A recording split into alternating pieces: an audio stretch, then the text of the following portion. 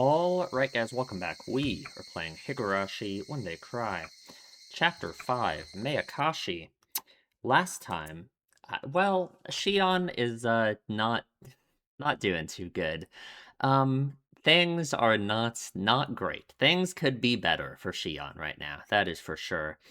So what's interesting about this whole thing is how obviously Shion is being affected by the shit that makes you go crazy, right? Just like Keiichi in chapter 1 and like kinda in chapter 3. I still don't know what happened in chapter 3 with all that. Um it's interesting just how different it is, like how different her behavior is than like Keiichi in chapter 1, you know? And I guess maybe it just goes back to like my idea behind it, which is like it feels like it like takes your emotions and it just like amplifies it, or like maybe there's an emotional requirement for it in the first place, you know? And how like for Keiichi in chapter 1, it was all about like his just kind of like his general like anxieties about a bunch of stuff, and that's kind of how it manifested for him. And for Shion, I guess it's like this, you know, her lingering resentment about all of this, everything in her life, and that's why it ends up being the way it is, right? Um, the other thing that this chapter's been making me think just about the shit that makes you go crazy with like the thing following you and all of this. It just feels so supernatural. It feels so supernatural and weird.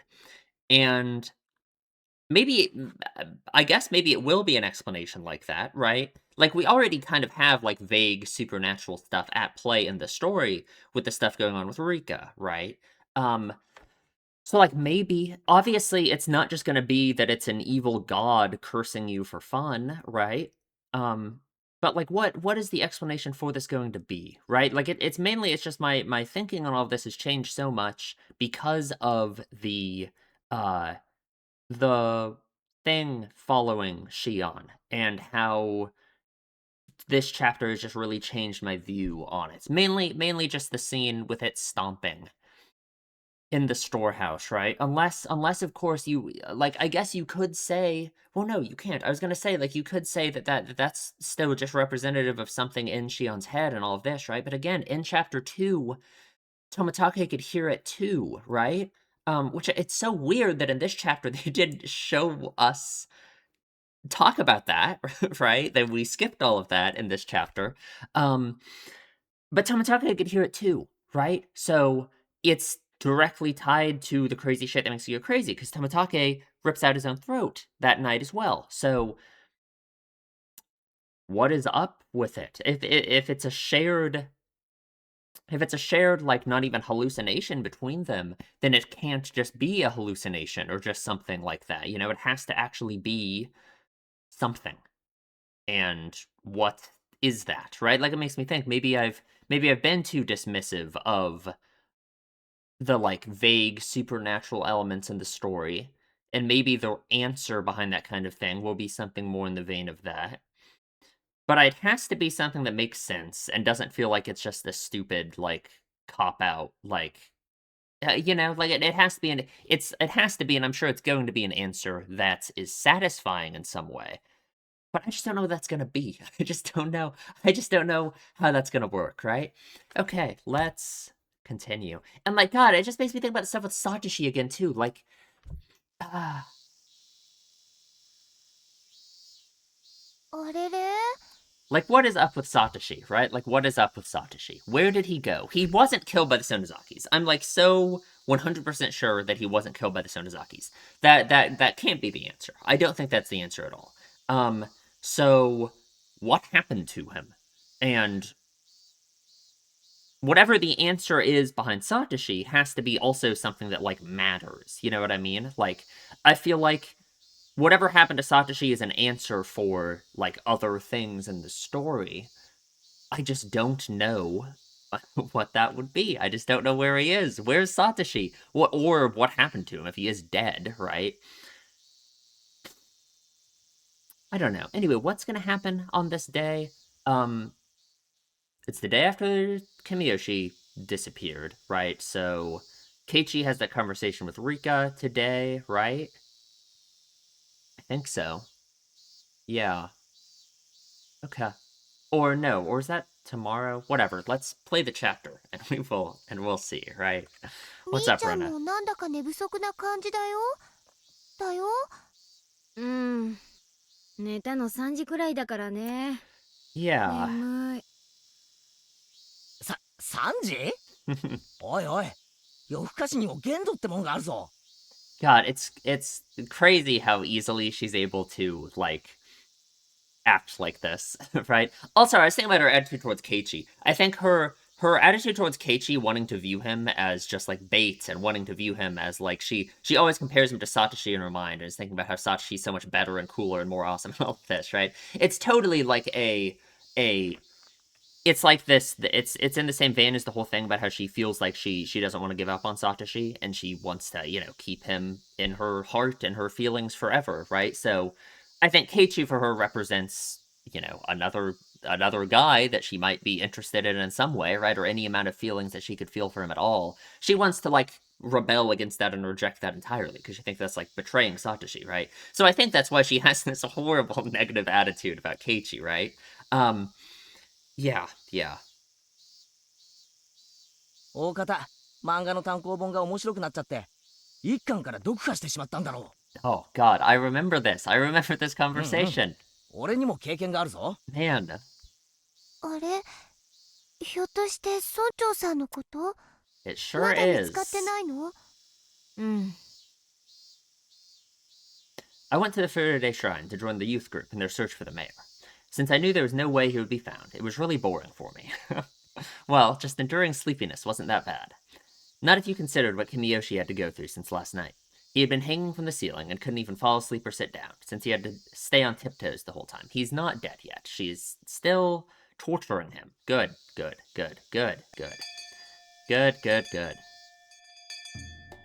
The teacher explained to us that the mayor had gone missing and asked if we knew anything. Like, it's just, she's just become like a serial killer, right?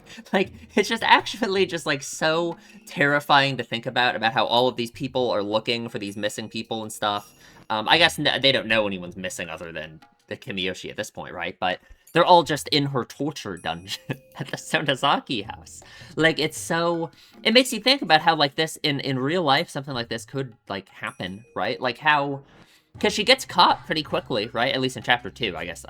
Who knows, right? What's going to happen in this chapter? I don't know if it's different or not, but... She gets caught pretty quickly, but it's still just for these few days where this just insane stuff is unfolding, like... it's just so scary to think about, right? I don't know.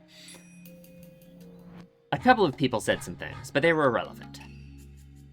To me, this issue meant nothing. It was all my classmates were talking, but it was all my classmates were talking about. I don't remember if I... What does Mion do and say on this day in chapter 2? I'm trying to remember, like, what I was... Was I suspicious at all of the idea that this was Shion pretending to be Mion at school on these days when I was playing chapter 2? I don't remember. God, like, even that, like, it's so...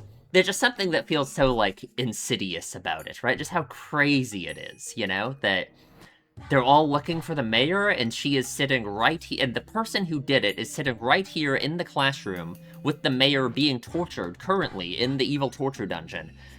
And she's pretending to be Mion when Mion is in a cell off in the same torture dungeon. I don't know, it's just like... It's crazy. It's just this thing right under their noses. They have no idea what's going on. Like... God. I observed Keiichi Maibara. I had no idea if any type of danger was drawing closer to him. Maybe I'd call him again tonight, pretending to be Shion. I told him some outrageous stuff last night, so he panicked. But I was sure he'd calm down after a day. You were overestimating Keiichi's mindset. At that time, I heard a little girl's laughter. It was Rika Furude. It sure is. The last survivor of the Furude family, and their current head. However, she wasn't really treated as one. She isn't gonna think that Rika has anything to do with any of this, right? She's been of the mindset, at least, that Rika has nothing to do with what's going on, right? She thinks it's all some crazy conspiracy that killed Satoshi. You know, all of this, right? And yes, Rika's one of the leaders of the three families, but... I mean, I guess in Chapter 2, she does kill her. So... I guess she is gonna go down that road somehow. During the family councils, she'd often draw pictures or take a nap in the hag's bed. She wasn't even invited to last night's meeting. Oh god. It was hard to believe such a little girl was responsible for part of the curse system. However, even though she wasn't in a respected position as the head of the Furude family, there were plenty of old people who worshipped her as the reincarnation of Oishiro-sama. Yeah. I'd heard from someone that Rika Furude was rather odd, and seemed to behave as if she knew she was that reincarnation. I wonder, like, there's the weird time stuff with Rika, which is certainly what it seems like to me. Like, is that a reincarnation thing? Like, maybe. I guess I don't have any explanation for it. I guess the explanation for that could be literally anything, because it is just, like, crazy shit that's not real, right? So, maybe. I wonder, though, with that... Like, I feel like the idea of it playing directly into all of this lore stuff, and that being the actual explanation, I don't know if that would feel right, like, thematically. Maybe it's hard to explain why, but I guess it's just because all of the weird lore behind Oishiro-sama has been used to justify so many, like, bad things happening in the village, that I feel like all of it just being wrong is a better outcome in a way, right? I feel like giving some amount of like credence to it, like act like in any way, not that it would still justify like people's actions, like I don't know, like Takano, if that's her reasoning for like killing Tomatake or something, right? Is something relating to this weird Oishiro-sama lore, or just all the stuff the Senozakis are doing, like using the Oishiro-sama stuff as like a justification for their own like position in power, basically. It wouldn't be a justification for any of that if any of this Oishiro-sama stuff is actually real, I suppose. I guess I just have to see. I just feel like thematically it still rubs me the wrong way. But it's not like I have any answer for why Rika is... Rika, right? So, I don't know. Maybe Takano-san had told me at the library when she was alive. When Rika Furude became worried about something, the elderly people who worshipped her would make arrangements. Oh god. It was very similar to the Senozaki family, who was also the same system as used for the curse, and it was also the same system as used for the curse. I wonder, does Rika Furude know anything about the deaths of Takano-san and Tomatake-san? What does she think of people sneaking into the ritual storehouse? Does she know who snuck in and what happened to those people? Oh god, who knows what Rika knows? As the one managing the storehouse, it was possible that she noticed the intruders first. In fact, she was the only one who could have noticed it. She must have passed on that information, which is why the curse was executed. Just crazy line of thinking. Just because, again, no one knew anything. No one knew anything about anyone going to the Saiguden. No one ever knew. But I guess, again, the only reason Shion's thinking this is because Tomatake and Takano died. So she thinks that has to be why. Even though no one knew, right? Like, it's like, if Shion at the meeting hadn't said the reason they were killed is because they snuck into the Saiguden, no one ever would have known, right? Like, what if she had sat there and said nothing? What if she had said, does anyone have any idea why Tomatake and Takano were killed? And then sat there silently. They could have maybe come up with some weird justification, like in Chapter 1, where they said Tomatake was taking too many pictures during Rika's, like, ceremony, right? But it wouldn't have been them sneaking into the Saiguden, you know? Or like in Chapter 3, I mean, same thing, right? Like, they both died still, right? We assume they still went into the Saiguden, right? But it didn't come out. The only reason it ever came out was because of Shion in this chapter, right? So, God, it's so frustrating that that would actually be such a big thing for Shion if she knew that, right? If she hadn't handled it in this way. And I understand her logic entirely. I understand how she's reached the conclusions that she's reached, and she's smart. It just was actually such a big misplay by her to have told anyone about the Saiguden. That foolish Keiichi turned the light on when we went into the ritual storehouse, right? That light switch could have been connected to some kind of alarm. Rika Furude, the leader of the Furude family. Maybe getting to know her would be a good idea. Getting to know her, huh? フルデ家当主として Oh, 今 God. 回の件はどこまで知ってる Now, here's the thing, right? Rika will know, because she can know anything, right? Rika can know anything, because she has, knowledge from the weird timeline stuff, right? So she can know anything about anything. So, like, I asked her rather directly. It was hard to tell if she understood I was asking her in place of the Sonozaki family head. instead of as Mion Sonozaki. 富武たちのことですか？ Rika answered. The news hadn't been made public, yet she knew about it. Right. Although she looked immature, perhaps she truly was the head of the Furude family. お社様のたたりなのですよ。としか言えないのです。そんなのは分かってるよ。ならまだ終わってないよね。あと2人残っている。その2人はどうなるか聞いてる？ What will Rika say about that? I tried to be vague to see how Rika Furude would react. I had been thinking that she had nothing to do with the underside of Hinamizawa, since she was always treated like a child. However, Rika had just said things about the incident which normal people shouldn't know anything about. Why would she say it, I wonder, right? Like, if the only reason she knows about it is because obviously in every timeline she's ever been in, Tomotage and Takano always died, why even bring up that information? I guess... I don't know. That proves she belonged to the Underside's network. 別にどうでもいいと思いますですよ。 I don't think that matters anymore. She answered the question about Tomitake and Takano-san fairly quickly, but took a little longer to answer this time.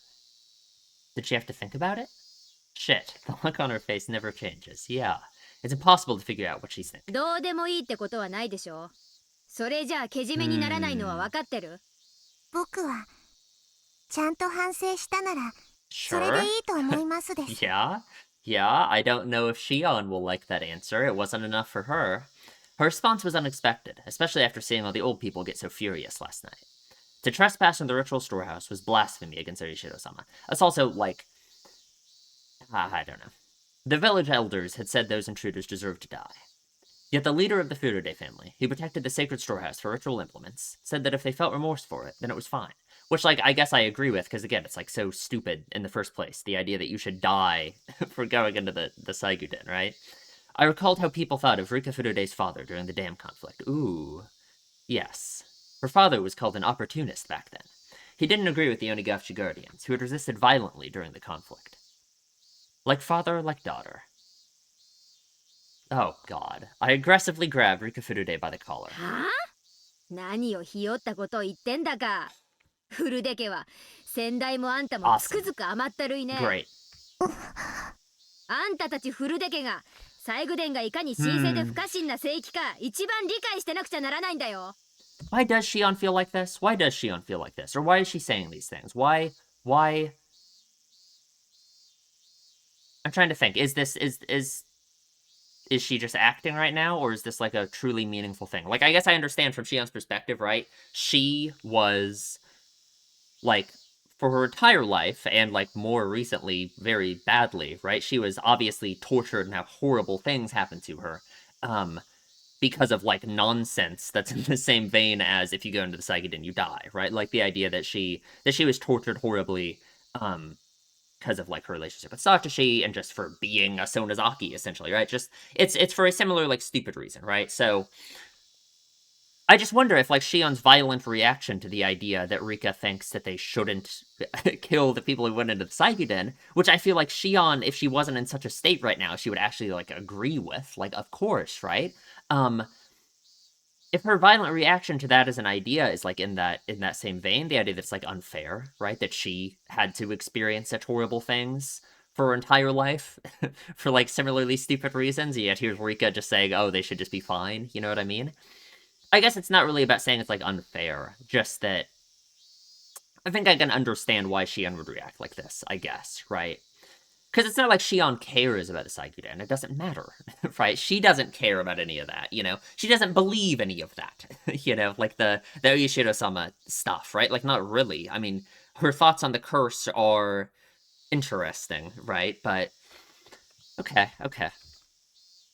そのフルデ家の仮にも当主が何を甘ったるいことを言ってるわけ。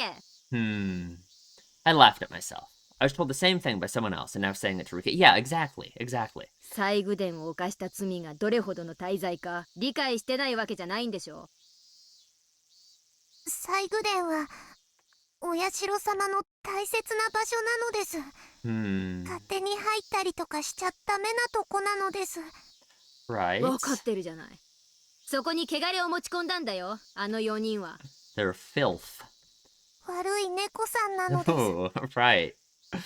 Kitty にゃー。 cats. そうだね、悪い猫だ。2匹は捕まえてお仕置きした。あと2匹いる。にゃどうけじめをつけるべきだろ Oh うね。 god, don't ask her that. フルデ家当主のご意見を聞かせてよ。Rika really didn't usually... God, Rika really didn't usually wear any expression whatsoever, making it impossible to tell what she was thinking. But when I grabbed her by the collar and stared at her, I could tell somehow. Rika was a little disturbed. I sensed she was trying to see what I was thinking in turn. 僕は2匹の I'm 猫さんを sure, yeah. 許してあげたいです。 But Shion thinks it's too late for that. Of course, right? Obviously. それでけじめになると思ってんの？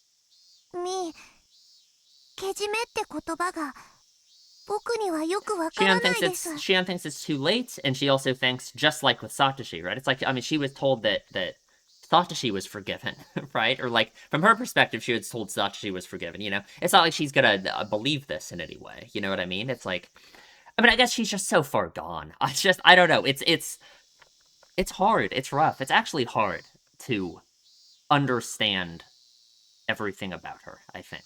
ああ、いい質問だね。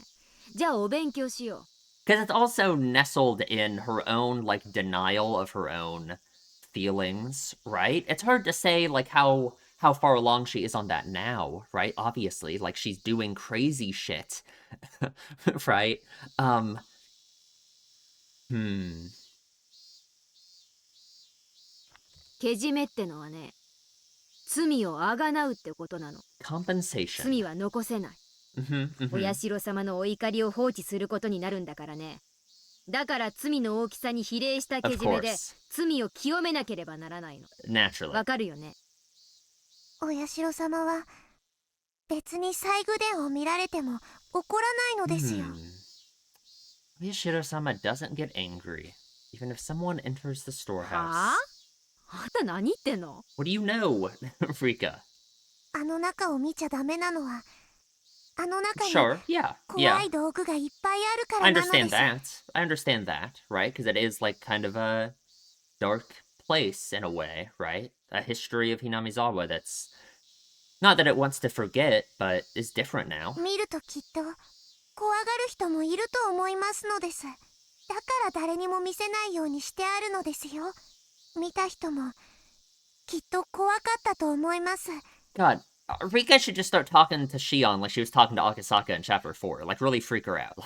Like, you know, how would Shion react if Rika started being like that, huh? Like, come on. Like, you gotta get back at her. だから反省してると思いますのです。 Certainly. 反省してるから許されるって。 Oh. あんたが決めることじゃないでしょ。そりゃお社様が Yeah. 決めること。 Yeah. 僕はお社様の巫女ですよ。 God, I just like here's the thing about Shion, right? Is she is so there's like 3 parts of her that are all so hard to coincide with, right? Like she's right now she's pretending to be Mion, she's pretending to be the head of the Sonozakis. So everything that she's saying and doing is kind of filtered through that, right? But I also of course don't think that in any way she's faking everything she's saying. I think you could certainly read into her attitude right now and the things she's saying, and it says something about her, of course, right? So like I guess I want to say this idea that it's what Oishiro-sama decides, right? That it's you know, she's rejecting the idea of just like basic forgiveness like this, that can really be that simple, right? And again, I feel like the reason why she feels like that is because everything that happened to Satoshi, right? Because then she thinks, right, like, oh, why it wasn't like that for me and Satoshi, right? So it can't be like that, right? It's like she's rejecting the idea that it can be that simple, you know? But I guess the question is this a rejection of it, like, being possible? Like, does she think it's impossible for... Does she think that this is, like, just the way the world is, essentially, right? Like, because basically, like, I guess the reason why I'm saying that is the question is whether or not she is rejecting, like, the Sonozakis as, like, a power structure, basically, and, like, the way that they treat other people, right? Like, is she rejecting that entirely, and she's, like, viewing it in, like, a normal way, as I would put it, I guess, right? Like, is she viewing it in the light of, oh, everything that happened to me was stupid and unfair, and it shouldn't have been that way? Or is she viewing it in the light of, oh, the world is stupid and unfair, and I'm gonna kill everyone because that's bad, right? You know what I mean? Like, I don't know, because I could like this her attitude about it having to be Oyashiro-sama that decides, even though again this is all through the filter of her having to pretend to be Mion in this moment.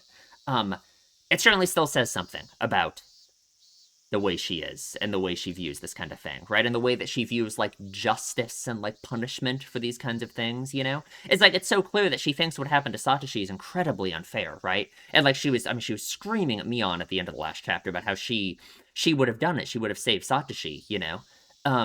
But at the same time, that's a very difficult thing for her to accept, I think, right? That if she was the one in power there, she would have saved him. Because then that's like that's like it's easier to accept in a way that Satoshi, you know, that Oyashiro-sama decides, you know what I mean, that it was like unavoidable essentially, right? I don't know, maybe I hope any of that makes any sense. I hope my not confusion, just my how unclear I suppose it is for me what Shion actually feels about this kind of thing, you know. I hope it makes sense. I don't know. そんなことは知ってるよ。じゃあ何さ、あんたはお社様に怒ってませんよって直接声を聞いて確認したとでも言うわけ。 And I think it's interesting too. God, we're never gonna get through this scene. I think it's interesting too with Rika's attitude, because again, it's like Rika in chapter 4.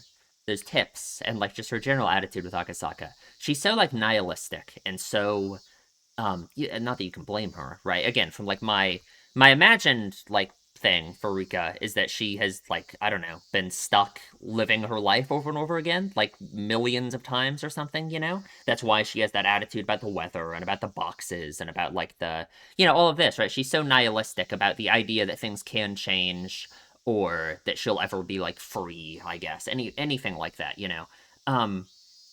So it's interesting that in the face of that attitude, she still has this idea that they should just be forgiven. And, you know, like, it would be so easy for her to be like Shion and to just say that everything's, like, up to Oyashiro-sama. And Oyashiro-sama in terms of, like, just, like, fate, essentially, right? That it's just, like, your own actions and everything you do, like, don't matter and blah, blah, blah, blah, blah. You know, it's like if you...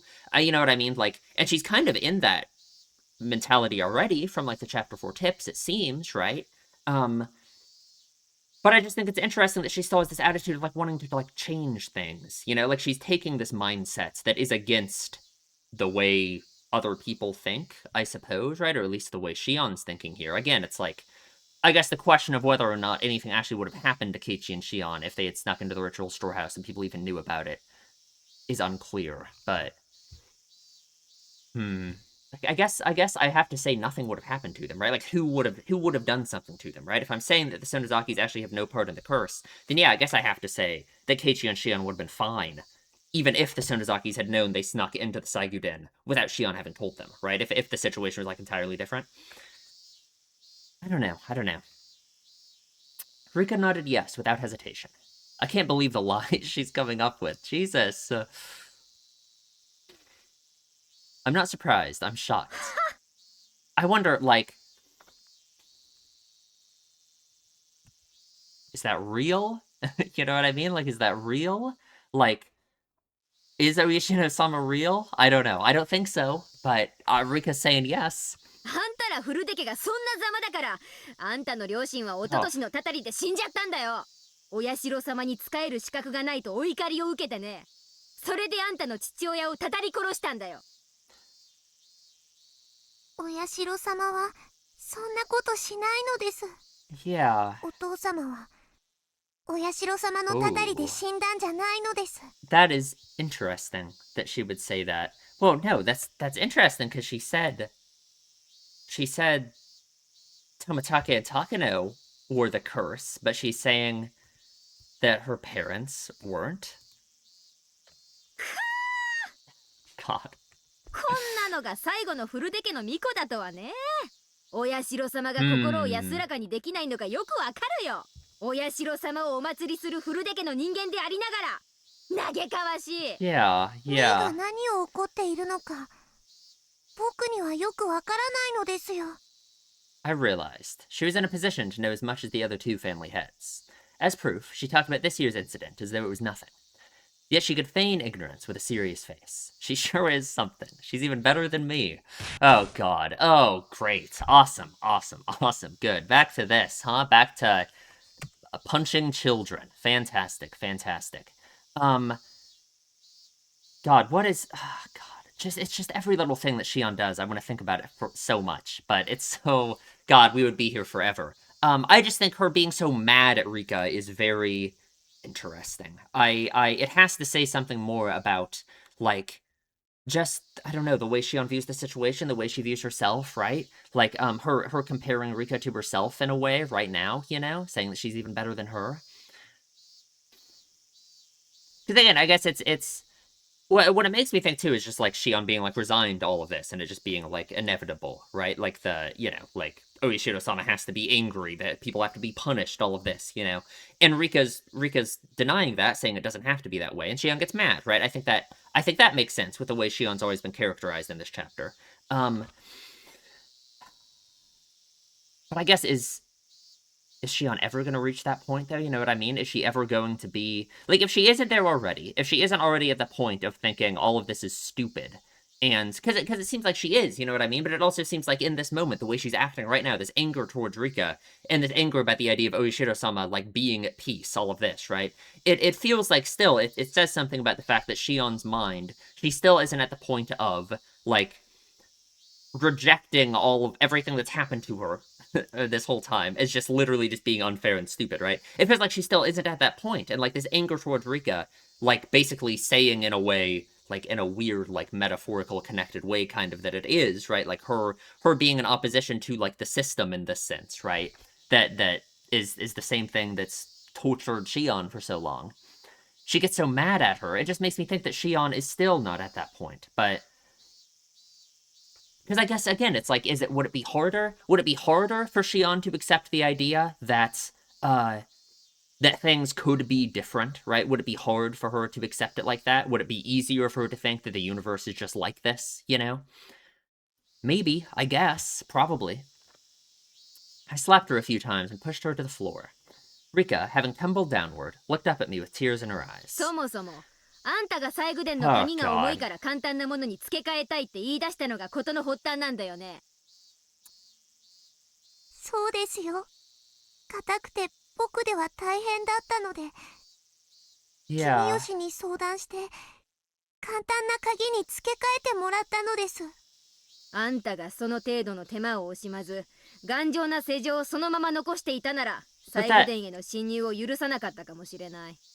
What's interesting, what that makes me think about, though, is why does Rika do that, right? If the only reason Takano Tomitake can break into the Saiguden is because she changes the lock, why does she change the lock?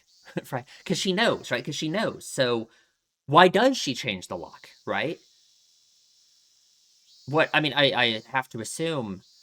I don't know. Because it's so interesting, right? Like Shion saying that it's her fault, Rika accepting that, Rika saying that's true, right? That's so interesting, because I feel like that is in contradiction to Rika's, like, nihilistic attitude about everything from Chapter 4, right? But I guess the question is, like, why did she change the lock, then? Why did she just not change the lock? I guess the question is, how much of a difference would that even make? What would that even do? Because, again, it's like, we know them sneaking into the Saiguden, like, doesn't actually matter. So, I don't know. 今回の一件はそれを忘れない方がいいよ。もちろんあんたと一緒に鍵を付け替えた君吉家当主にも責任があるんだけどね。That last part was something I added on a whim. I added it to connect Rika's story to the disappearance of Kimiyoshi. I wanted to pressure her psychologically by doing so. 君吉家当主はけじめをつけてもらうことになった。 God, it's like things like this, right? It's things like this where internally Shion seems so calm and collected, and maybe she is, maybe maybe so much to the point that I am reading too much into the like words she's saying right now. But I just don't think anyone can truly be like that. I think there's no way in like the extreme emotions that Shion is experiencing, there's no way she's truly this cold and calm and collected and like, you know, like, I don't know. Even though her thoughts feel like that. 古出家当主にもけじめをつけてもらうことになるよ。Rika was still on the floor, tears pouring down her cheeks. あと残ってるのは前原圭一だけ。こいつは古出家の方で頼むことにする。 Ooh, right. 僕は何もわかんないのですよ。別にあんたは分かんなくてもいいでしょ。憂慮したり困った顔をするだけでいいんだから。 Have to look それはう worried. ちも同じ。 Yeah. とにかく。そんなの。 Rika hung her head. She seemed to want to say something, but she was afraid that I might be rough with her again. I doubted Rika Furude was actually at the top of the curse system, like the hag was. However, as one of the 3 family heads, she was a lot closer to the underside of Hinamizawa than I was. By now, that underside was well aware of Keiichimabara. I told the elderly leaders of the village yesterday in the meeting that Keiichimabara was the last one remaining. I just told the head of the Furude family the same thing. If threateningly. If my threat was effective, the curse of Eishiro-sama should very soon fall upon Keiichimabara, and yet it doesn't. And at just the right time, I would grab my enemy right as he took my bait. If the assassin came for the Furude family, this girl would have committed the same sin as the hag. When that time came, I wouldn't hold back. I was going to make sure she suffered, then kill her. What just an insane line of logic. Just what a crazy...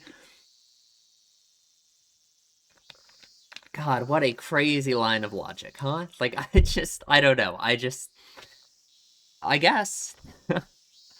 I've heard of a torture technique where you pound dozens of nails into a victim's fingers. Wow, thank God. Awesome. Good. I already found a restraining table and the tools for it.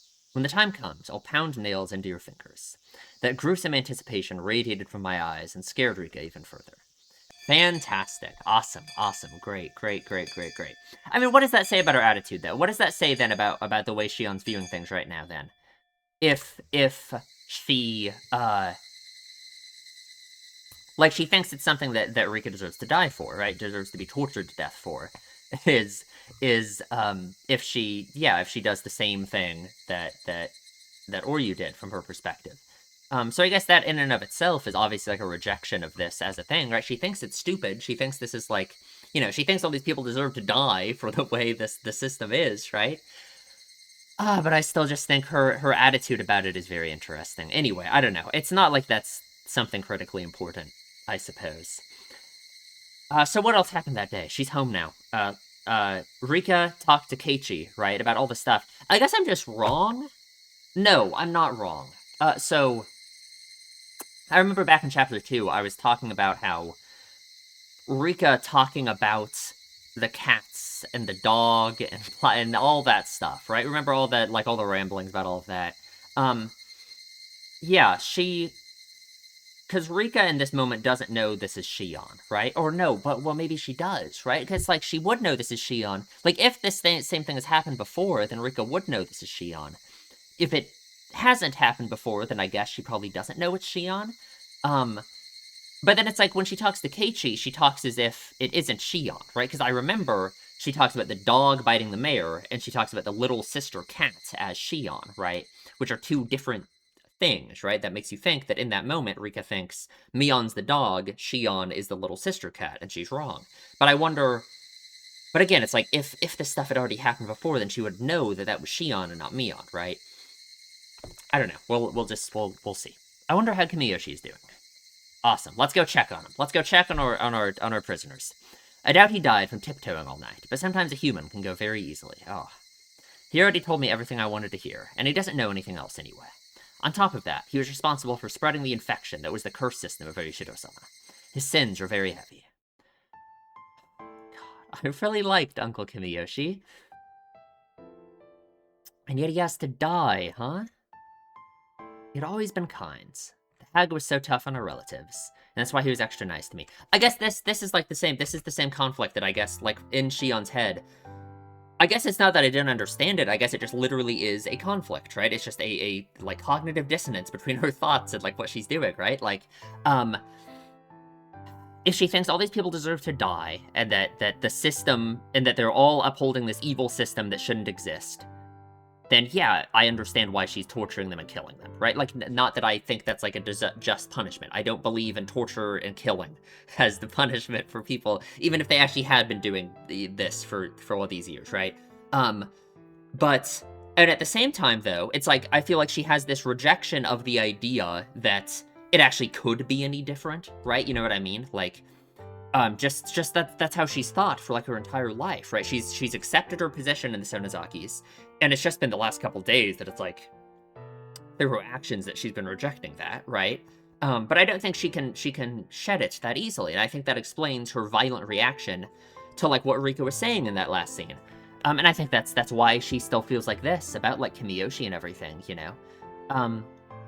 Because I guess it's just the answer is it's not this simple, right? She wants it to be this simple. She wants to just think that the people who did this to Satoshi, who did this to her, who've been doing this all this time, are just evil and have just been, you know, and all of this, right? But she's having like this emotional conflict because of course she likes Uncle Kimiyoshi.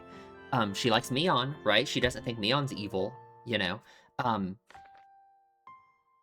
Which to me is just like from our perspective, I think it's clear. It's just she's wrong, right? It's just these people aren't evil and they aren't actually just killing everyone and doing all of this stuff, you know. But from her perspective, she just can't think of it in any other way, you know. Because again, it's like because then she won't have an answer for Satoshi. She wants to have an answer for what happened to Satoshi, and the hag was so tough on her relatives, and that's why he was extra nice to me. When we talked yesterday, I was so happy to hear him say he would forgive Shion. He even said he would fight the hag to save her. That made me very happy. Don't worry. If Shion-chan feels bad about what she's done, she won't be demoned away. Leave it to me. Ugh, I felt such warmth inside of me. And remember, right, like, he was crying to Keiichi on the phone and saying, like, the same thing, right? Does that happen on the phone call tonight? Or was that the last phone call? Either way. And like, that had to be genuine in a way, right? Because those are her genuine feelings right now in her head, you know? So I guess it even shows that with Keiichi, it's like, she views herself as, like, this person calmly manipulating everyone right now, but it's like, it's not, I don't think it is, you know? Not entirely. I felt such warmth inside of me. I almost shivered. I was so happy, yet so sad, for he continued to say that Satoshi-kun deserved to die. He said those nice things because he wanted to make me unhappy, since she was worried about Shion. Satoshi-kun deserved to die because he was a member of the cursed Hojo family, but Shion-chan of the Sonozaki family did not. And I think the only reason Kimiyoshi would ever say anything like that is because that's, like, what he has to say, right? Is because that is, like, the accepted explanation for his death, basically, from the Sonozakis, right? Like, that's what he meant. In other words, to the leaders of the village, including Kimiyoshi, members of the Hojo family are more contemptible than insects. And I guess I don't disagree that the leaders of the village and everyone probably do view the Hojos in a very negative light like that. Just because they didn't, I don't think they killed Satoshi and killed, like, Sadako's parents and everything, right? That doesn't mean I don't think that they're wrong for the way they think about the Hojos and, like, their treatment of them, you know? They didn't care if they lived or died. They need a scapegoat, right? Yeah, I mean, their sin was not only that they despised the Hojo family so, but also that they let that hatred infect the rest of the village. And yet, think about fucking Shion's attitude towards Sadako, huh? Like, because it's so interesting how she is using, like, the Hojo family in her mind is like her, right? Like, the way the Sonozakis have treated her is the same way, like, the village has treated the Hojo family, right? Just the stupid, like, unfair, like, you know, they're just Hojos. They can't help it, you know? That she's Shion. She was born, I guess maybe she wasn't born second with what she told Mion at the end of the last chapter, but who knows? But she's Shion, right? And she's treated in this horrible, unfair way, too, and that makes sense. But it's interesting how Shion herself still... Like, it's all the stuff with Sadako, of course, is still, like, personal to her. That, like, I understand that, but... It's so weird. Therefore, everyone in the village deserves to be a victim of the curse of Eishiro-sama. Oh, God. Kimiyoshi and the others created an environment that excused murder in that name. If that was so, if Takano-san and Tomotake-san hadn't committed the serious crime of trespassing the ritual storehouse, they created the environment that excused murder in that name. I guess did they, right? I guess I would say it is the responsibility of people in power. Like, yeah, in a way, right? I guess, right? They certainly are benefiting from it. And I guess they are the people in power, like, in the village. So in a sense, I guess you can say they created that environment. Again, Kimiyoshi and the Sonozakis aren't the ones doing the actual murders, though. So, like, what does that mean? Like, how do I slot that into my class analysis? I don't know, right? I just think, again, it's like, it's so clear that the conflict Shion is having It's like, I feel like the thematic answer to it is, it's the same struggle that, like, Keiichi's had with, like, his friends in, like, chapter 1, right? Where it's just the answer can't be, like, from the story, like, thematically, the answer can't be that your friends and the people you care about are actually evil murderers who want to kill you, right? That's not gonna be the answer. That's not gonna be thematically, like, what we're doing here, right? So I feel like on that basis, I want to disagree with Shion.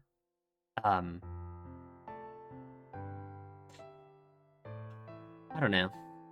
Nobody's perfect, right? Come on.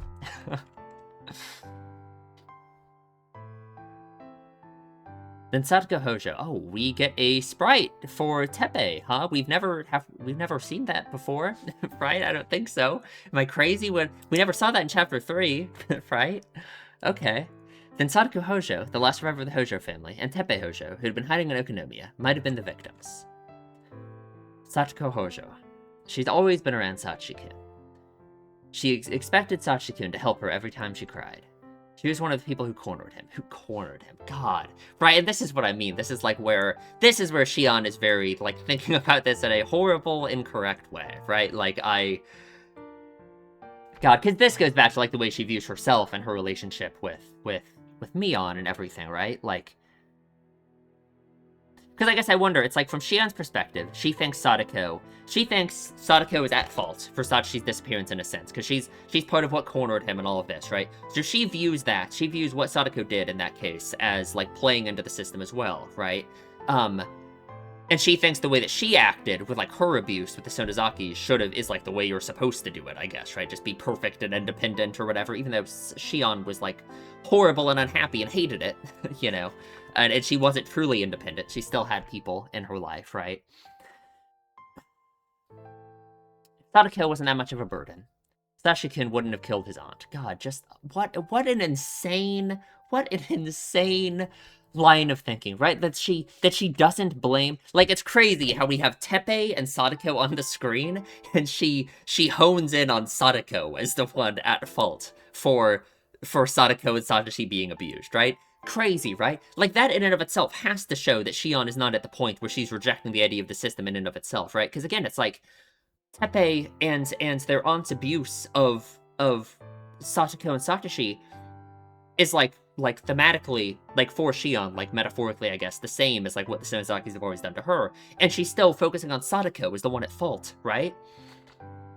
Which is crazy, right? Because then she would have to say that she is the one at fault for everything, you know? Like, which, like, does she think that?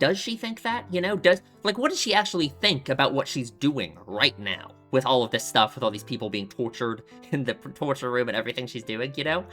I guess, I don't know.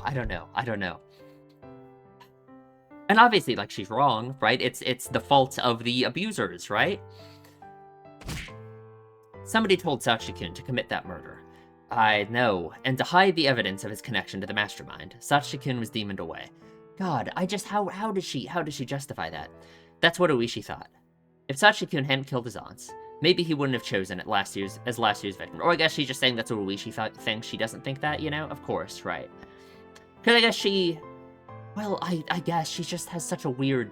Okay. She thinks Sachi just killed his aunt because Sadako forced him to, right? In her mind, right? And then, because he did that, he was chosen as the victim afterwards, right? So she's thinking of it a completely different way, right? That the killing of the aunt wasn't the curse at all. That was just Sachi who did that. And then Sachi had to disappear, and that was the actual cursed disappearance of that year, right? Okay, I guess. That's still weird from her perspective, I feel like, because then there should have been 2 people who disappeared that year, right? Or does she think that it should have been her, and because of the fingernail thing that she was saved from it? I guess that's how she justifies it. Okay. But the commands were vague, after all. The curse of Oishiro-sama fell upon the Hojo family as a whole. It didn't matter which member of the family died. His aunt had a terrible reputation in the neighborhood. She didn't communicate with her neighbors, she was always throwing fits, and there was nothing nice about her in any way. Even if Sachi-kun didn't kill her, the curse would have fallen upon her sooner or later. Their aunt was the first victim. There needed to be another Hojo to calm the curse. According to a rumor, their uncle was living somewhere in Okonomiya with his lover. However, Okonomiya was a little different from Inamizawa.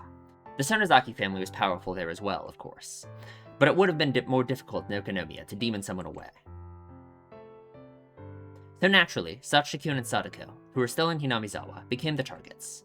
Which one should be cursed? That was simple. Satoko, of course. She was snobby and lacking in manners. Everyone in the neighborhood liked Sachikun. Even if he was the son of the Hojo couple who betrayed the village during the dam conflict, compared to Satoko, he didn't deserve to die. Therefore, the actual victims of last year's curse should have been his aunt and Sadako. But she thinks Satoshi... Yeah, Sachikun was suddenly all alone. His mean aunt and mean uncle were gone. His sister, who was a burden to him all his life, was gone too. Sachikun was such a nice person. He would be sad, although he'd realize he was finally free. Jesus. Just what a, like... But time would heal him. I'd even help. Because she thinks he's better off alone, right? Yeah.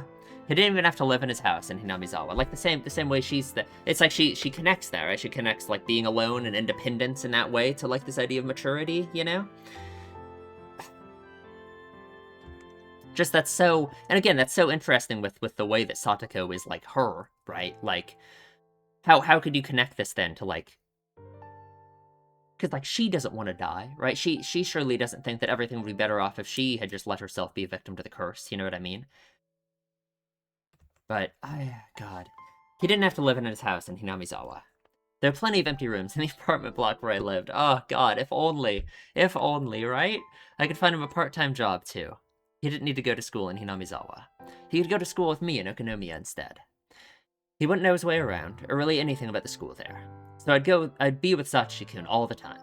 I'd show him a shortcut to school, we'd go shopping, I'd teach him many different things. What an unbelievably happy ending. Yeah. What's an impossibility, huh? So she wouldn't want him to be independent, really. She would want him to be reliant on her. Which is interesting. Sachikun had been suffering so much, and I had been pushed away all my life. But we would finally be happy. It would be awesome. It would be great, right? It would be great if their aunt and uncle hadn't been abusing them, and if you hadn't had your family abusing you, and, you know? But yet that doesn't enter her mind at all, right? Like, I enjoyed these sweet delusions, but I didn't have any more time to waste. Like, the way that she imagines this dream-like, happy ending, perfect scenario is still... It has nothing to do with the curse being dismantled, or the system changing, or anything, you know? It's just... different people are victim to it, and, you know, that they end up being happy without actually changing anything, you know? I enjoyed these sweet delusions, but I didn't have any more time to waste. I was sure there were plenty of old people who had been trying to get a hold of Oryu all morning, and who were going to try to catch me after I got home from school. Actually, the phone had been ringing constantly while I was enjoying my happy thoughts.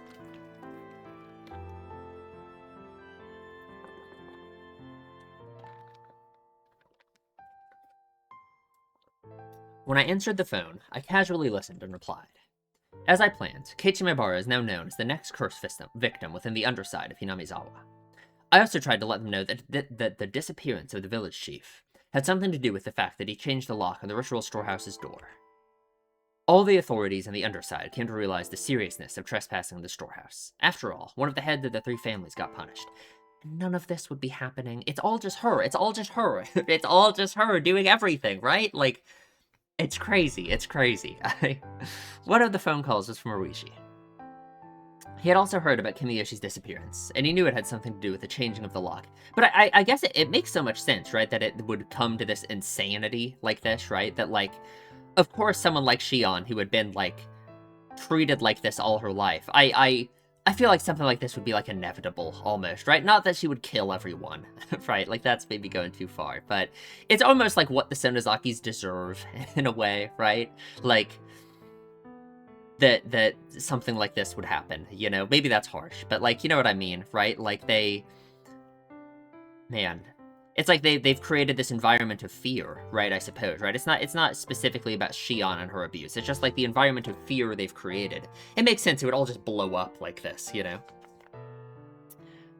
He had also heard about Kimiyoshi's disappearance, and he knew it had something to do with the changing of the lock. I'm impressed. He has some pretty good sources. But all he can do is catch whatever information he can get. Yeah, he has a source in the inside, right? There's no way for him to find out where it's coming from. I'd call Keiichi Maebara again later tonight. Some of the more aggressive villagers may have already started to take action around him. I'm sure that by now, Keiichi's feeling the danger that's coming toward him. I'd have to be more careful that he doesn't get killed easily. If I can catch the enemy before they bit Keiichi, I can use him again as bait. Keiichi Maibara. I haven't known him for that long. He's funny, if not intelligent. He'll never replace Sachi-kun, but I do think he's fun to be around. Can you let yourself feel that, though? There's just one thing I don't like about him. He rubs my head far too often. Exactly. If his hand is as warm as Sachi-kun's hand. His hand is as warm as Sachi-kun's hand, which is why I can't stand it. Yeah. But that's about it. Keiichi Maibara isn't Sachi-kun's enemy. I don't hate him. He's fun to be around, but I wouldn't shed a tear for him if he became a victim of the curse. She couldn't let herself, right? I won't prevent Keiichi Maibara from being killed, but I won't kill him myself either. I'd made arrangements for the curse to fall upon him, but I never told anyone to kill him. Well, I suppose I did tell Rika Furude to take care of Keiichi Maibara. Wait a minute. To avenge Sachi-kun, I'm doing exactly the same thing as the hack did. I'm using the exact same system that killed Sachi-kun. Keiichi Maibara. I'm just using him. I told people to let the curse fall upon Keiichi, but I've been giving him appropriate warnings. I'm going to help him if he tries to live. God, she really overestimates Keiichi, I think, right? Like, because we know that when Keiichi is faced with any form of adversity, he falls to his knees and talks about the cold liquid running through his veins, and, like, all of his muscles stop working, and he starts, like, flopping around, right? Like, that's the degree of person that she's dealing with. She doesn't know that, right? If I catch all of my enemies, maybe I'll let him loose. Help him if he tries to live. I think that is interesting. He's different from Sachi-kun. Sachi-kun was tricked into killing his aunts, and was killed himself afterwards, so there wouldn't be any evidence remaining. I won't kill Keiichi Maibara. That's how I'm different from the hag. Oh, God.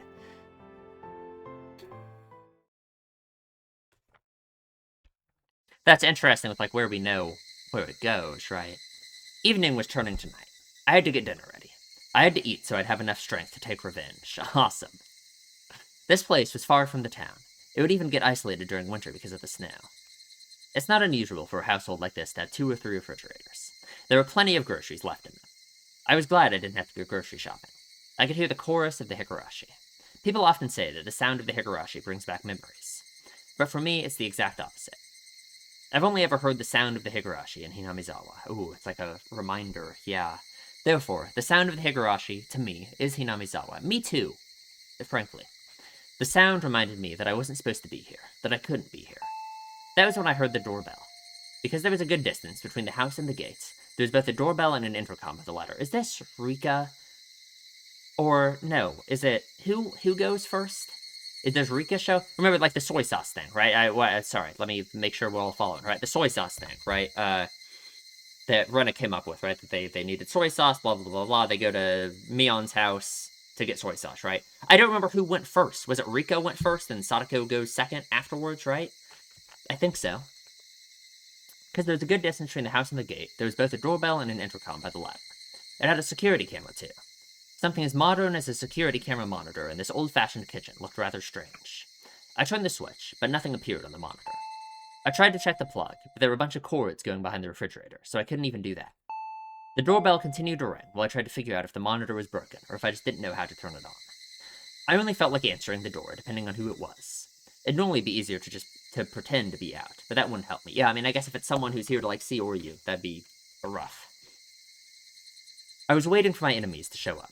I couldn't just hide myself in that case. The hag was supposed to be sick and in an extremely bad mood. I'd already sent word out that she didn't want to see anyone, so who could it be? I made up my mind and turned the intercom on.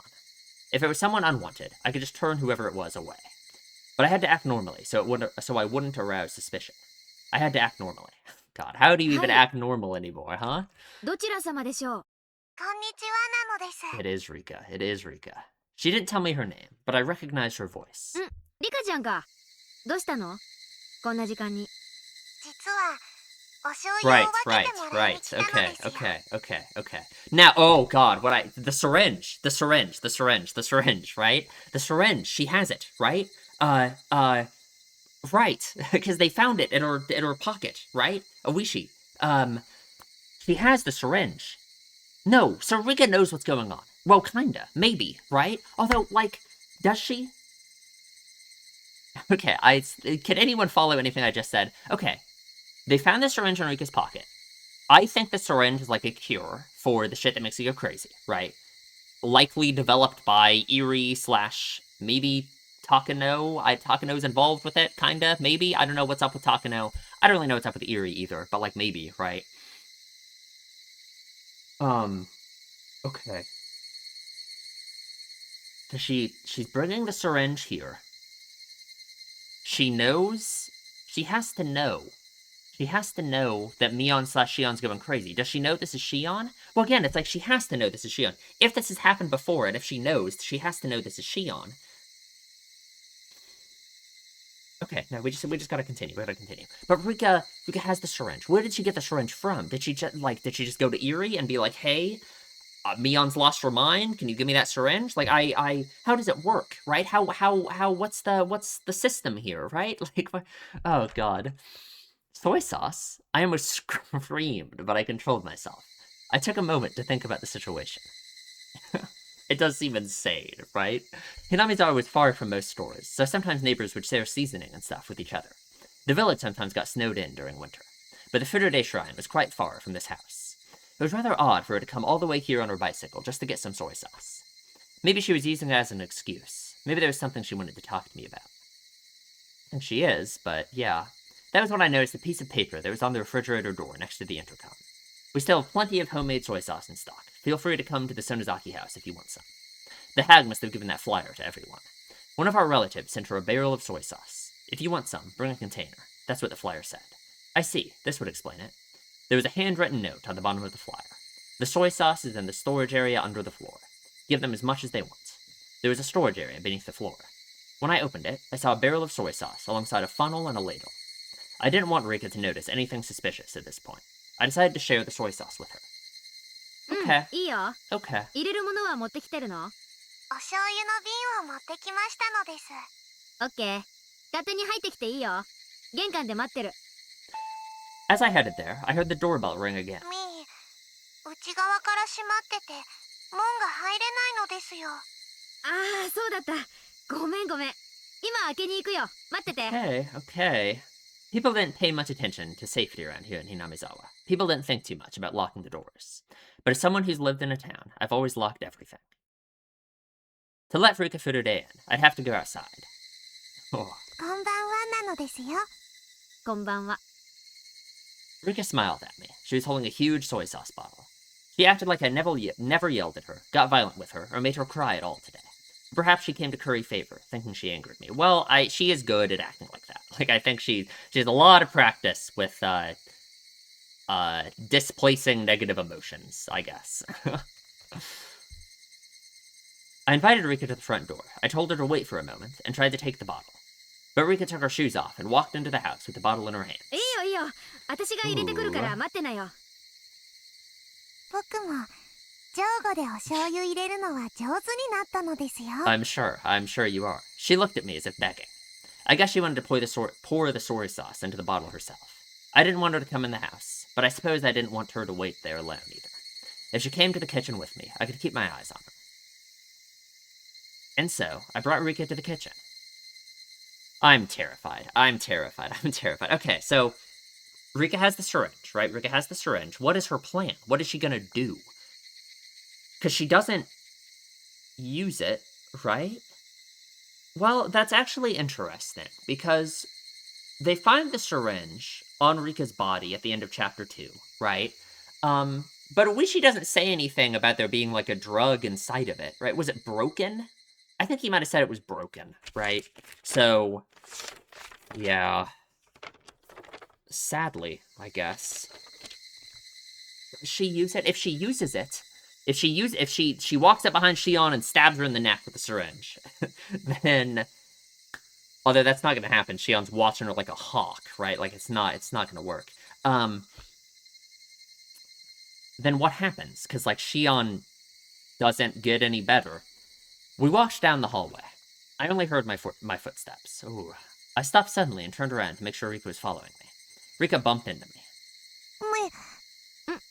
ああ、ごめんごめん。I made sure she was right behind me and started to walk again. Interesting. Can't hear her footsteps. Tap, tap, tap. Tip, tip, tip. Tap, tap. Tip, tip. Rika must have been having fun, matching her footsteps to mine. Even when I quickly sped up, our footsteps matched perfectly. That's creepy. That's interesting, right? That's interesting, because it's like, it's drawing this parallel, like this connection, vaguely, I guess, to the thing that follows Shion around and Rika, you know? Tap, tap, tap, tap. Tip, tip, tip, tip. Tap, tap, tap. I stopped suddenly. Tip, tip, tip, tip. Rika stopped suddenly, too, after taking an extra step. Right, exactly, the extra step. Yeah, yeah. When I turned around, Rika smiled at me. I think this is just gonna set Shion off. She's just gonna lose her mind. Oh god. Our footsteps matched perfectly, but when I stopped suddenly, I heard her extra step. The extra step, the extra step. What are we talking about? What are we talking about? What is that? What is this? What is this connection? What, like... Oh god. It's been Rika's ghost the whole time? I've experienced such footsteps before. It was making me feel uncomfortable. Or like what? It's not that Rika's copying Shion's footsteps, it's that she's copying the thing that's following Shion's footsteps, right? Because the thing that's following her always takes an extra step, right? That's what we've talked about. And Rika's doing that too. So, does Rika have some connection to it, right? Like Rika's actually copying that thing's footsteps, right? You know what I mean? Like, she knows it's there, she can tell it's there the same way Shion can, you know? But now, although her footsteps sounded the same as the other ones I'd experienced, I saw her when I turned around. Yeah. That was the difference between them. I left the storage door open so we could see the soy sauce barrel. The memo said she can take as much as she wants, but I wasn't sure there was enough left. I crouched down and tried to open the lid of the soy sauce barrel. Even when I crouched down, I could hear Rika's extra step. God. The extra step. What does an extra step mean, though, right? Like, what is an extra step? I just don't know. What would an extra step be? Like, it feels like it has to represent something. You know what I mean? Like, I just don't know. I just don't know. I just don't know. ほら、好きなだけ持ってくといい。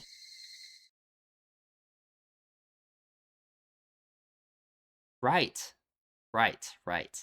That's a unique face, huh? That's a very unique face. When I turned around, Rika was very close to me. But, who was this? I saw Rika, but it wasn't Rika at all. Oh god. How is she gonna react? How is she gonna react to this, right? Like, it was like when I switched with my sister. The outside was the same, but the inside was different. Interesting. That's an interesting line, just because it makes me think of, like, Rena and Keiichi's conversations about Shion and Mion. So what does this mean? What does this mean? That Rika's being like this. Did Rika have a twin sister? I was confused for a moment.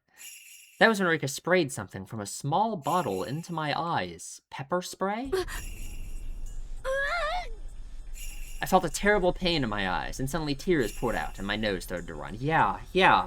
So, I mean, she knows, obviously. I couldn't stop sneezing, either. As I stumbled around, covering my face, I then realized I was attacked. I shut my eyes tightly for a moment, then opened them again. Rika was about to grab my hair and drag me down onto the floor. When Rika saw me open my eyes, she sprayed at me again. Oh god. Okay. Rika knows what's going on, right? This isn't Rika attacking Shion for no reason, obviously, right? Rika knows what's going on. Okay, no, we just gotta continue. I shut my eyes to avoid the spray, but my nose still breathed in the substance. I avoided the pain in my eyes, but the tears, the runny nose, and the sneezing continued. Shit. My brain isn't working quickly enough. However, when I finally understood that I'd been attacked by Rika Furude, my brain started to grind into motion. Rika Furude knocked me on my back and got on top of me. I tried to escape from her by rolling on the kitchen floor. As I rolled, I hit an oven, a huge jar, and destroyed a pile of something on the floor as I fought back. But Rika didn't let go of me. She stayed on top and restrained me. She was sitting on my stomach, and I felt intense pain and pressure. How is she overpowering you? She sure could fight well. I still couldn't see anything. Rika had the upper hand. My eyes were shut, and I was in real danger. As I tried to blink, I saw Rika's expression. I didn't know Rika Furude all that well. I only knew her from the few times we met when I went to school as Mion, and from the things I've heard from other people. But as far as I know, there was no way Rika Furude would ever do something like this. Is this gonna be what drives Shion, like, off the edge completely, right? Like, this is just impossible. Impossible. Impossible. No, I can't fill my head with that word. I have to calm down and figure out what to do next. Shit, I'm too much of a mess to even think. Oh god, I tried to peek at her face again. She still had the spray bottle in one hand. What I didn't expect was the thing in her other hand. The syringe. How could I mistake it for anything else? It was definitely a syringe. When Rika realized I'd regained my eyesight, she pointed the spray bottle right at me and let loose with it. I shut my eyes tightly and tried to ignore the pain. But that was when, even though I was blinded, Rika made a miscalculation. She had sprayed at me from such a close distance that she inhaled the substance as well. Oh god. I heard Rika sneeze and realized that it was my chance. Even if I couldn't see, I knew she was right there. I hit Rika's face a few times. When I felt Rika's weight shift, I escaped. Oh god. Then I got my stun gun ready. Yeah. We don't get to see the syringe. Rika must have inhaled just a little of the spray. She wasn't sneezing anymore, and was glaring at me instead.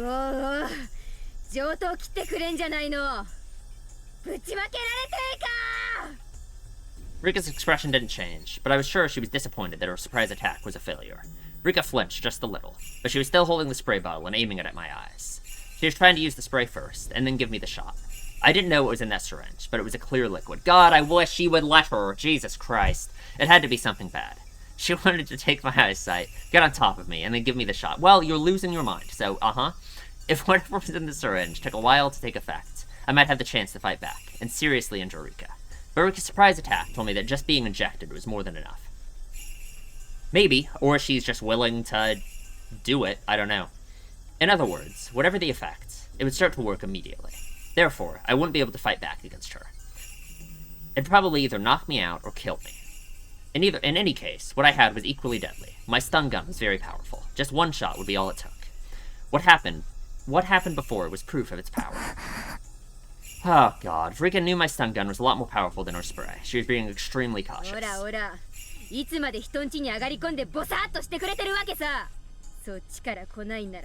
god, oh god, oh god.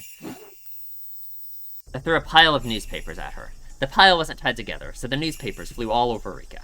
I jumped at her immediately after. I shoved my stun gun into her and pulled the trigger. Oh, fuck. Rika spasmed and fell to the floor. Okay, well, we got another victim. Awesome. You fool. Hesitating in a fight where a single blow wins. Only amateurs just glare at each other. You don't have a single clue about how advantageous the first strike is when a single blow can decide everything. Oh, the spray bottle rolled on the ground, but she still had the syringe. Rika was down, but I couldn't let my guard down either. I kicked her to the side and clambered on top of her. I took the syringe. I held Rika's arm down and gave her the shot. Oh! Right. Great. Okay. My actions could hardly be called gentle. I injected her violently. I injected everything that was in the syringe. Rika began to convulse. I stood back and watched for what would happen to her body. Of course, I still had my guard up. Well, I assumed that the drug would incapacitate her immediately. I didn't know exactly what kind of reaction she would have. What will happen? What will happen, though? Right? Like, because if I think it's a cure, then...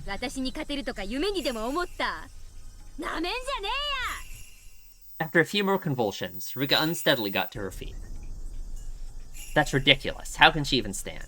I looked at my stun gun. Damn it. The power was on the lowest setting. Maybe it had been readjusted when we were rolling around on the floor. I changed the setting to maximum. Awesome. Great. Rika turned pale and started sweating all over. I didn't know its exact effects, but if Rika had given me the shot, I'd be the one experiencing her symptoms. Like, maybe, right? We don't know how it works. We don't know, because Rika isn't being affected by the crazy shit that makes you go crazy, and Shion is. So if it's supposed to do something with that, then it could be completely different, right? Like, She looked really sick, so obviously she must have been feeling awful too. She couldn't even focus. She was very wobbly and had her hand on the wall. She'd lost her balance, and it must have been hard for her to even stand. She didn't look so brave anymore. Rika wobbled some more and moaned as if she was about to throw up. Oh, God.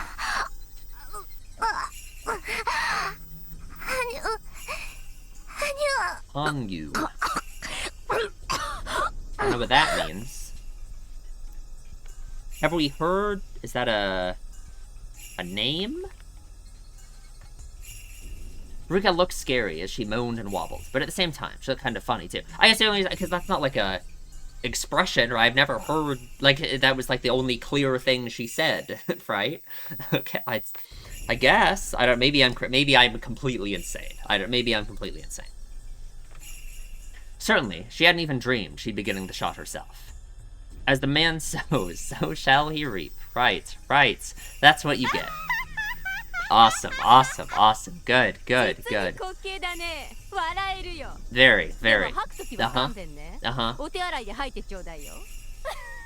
Right. あんたがあとどのくらいでくたばるのか見物するのも楽しいよ。ああ、でもそれじゃ拷問する楽しみがなくなるね。私さ、あんたにはあの釘台を使ってやろうとずっと心に決めてたんだよね。Right. あんたが自分の薬でゲロを吐きながらそれで窒息して死ぬのが早いか、両手十指に釘をたらふく食らって痛みで行くのが早いか、ぜひ見てみたいもんだね。Thank you, Shion. Thank you. じゃあ会場を移そうか。場所を移すためにちょいと眠っててもらうよ。Oh god, I don't want to see that. I really don't want to see that. I walked up to Rika, my stun gun making popping sounds. When Rika saw the sparks from the stun gun, she moved to grab a huge kitchen knife. おや、まだその程度の元気はあるわけだ。It's not like she can fight そうでな back. くちゃ面白くないよ。Right? Not in the state あ she's んた in. 無駄に抵抗しない方がいろいろと辛くないよ。もっとも抵抗しなくても辛い目に遭うだろうけど。God, like, how does Shion, like, I guess she's just losing her mind, right? It's so crazy, like, the rapid switches between, like, her being normal and acting like this, you know? Like, God. 残念だけど、 Oh, あんたの誘いは断るわ。 her こ voice. の拷問狂が。Yeah. What she said wasn't anything I'd expect to hear from the Rika I knew, but I didn't hesitate. I had the advantage, so I didn't need to worry. Besides, this was coming from the last survivor of the Furude family, one of the 3 families. That sudden change somehow felt natural. あんたらの御三家のちぐられた歴史に比べたら、私なんてとてもとても。 God, we have a chance to hear Rika say things. Like, please, Shion, don't shock her. Let her say stuff. Let her tell me, like, all the secrets right now. Please. それをフルデ家当主様に褒めてもらえるなんてね。ちょっと光栄だね。んで、そのフラフラな体で包丁一本で抵抗してみせる。I guess. 立っているだけでも限界なくせに。そうね。God. あんたの言う通り。これがどうも Her 私の voice, 限 right? 界。It's like her voice, like, betrays, like, her, I guess, like, her real age in a way. You know what I mean? She sounds like a middle-aged woman, right? I guess if my idea that she's lived her life millions of times, which it seems like it based off the chapter 4 tips, right? Then I guess she'd sound older than that. You know what I mean? It makes sense, right? お前なんかに召し取られて拷問で殺されるくらいなら悪いけど、 Oh, お先に gonna 退 kill 場させ herself. てもらうわ。 Yeah. Oh, damn it.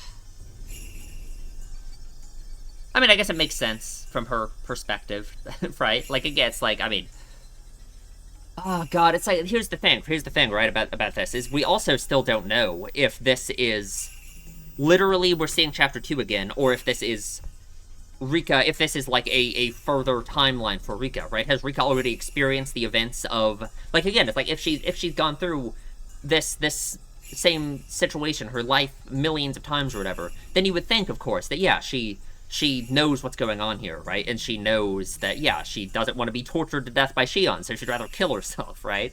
That makes sense. Again, it's like the question, of course, is whether or not this is a further timeline from chapter 2 or not. I guess either way, she would know. It's not like chapter 2 was her first rodeo, right? So I guess either way, she would rather kill herself than be tortured to death. And she knows, of course, that, like, she's gonna come back, right? I mean, however it works. 退場できるならしてごらんよ。 Interesting that Shion doesn't understand what she means by that. It was clear who held the advantage here. But despite that, an odd thrill filled both of us, right? No, that's very interesting, right? How she doesn't think Rika would rather kill herself, you know, than be tortured to death? I don't know. We lost our minds wasn't a fitting phrase for the people of Hinamizawa. It was an odd feeling of release when modern demons could stop pretending to be human. Oh, yeah, the demon stuff, right? Yes, this was a mad banquet of demons, with the savoring of blood and devouring of flesh. Attended by the head of the Furude family and the head of the Sonozaki family, the old families whose blood is closest to the madness of the demons.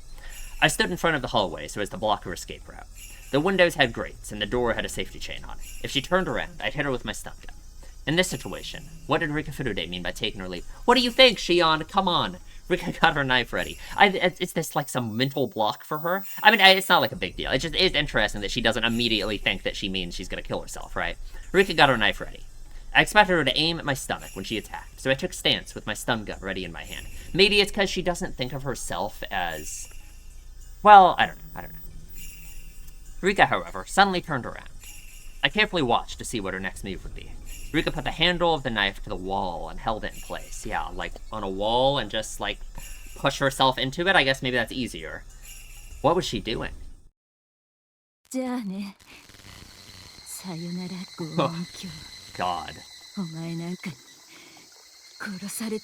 Satisfaction of killing me.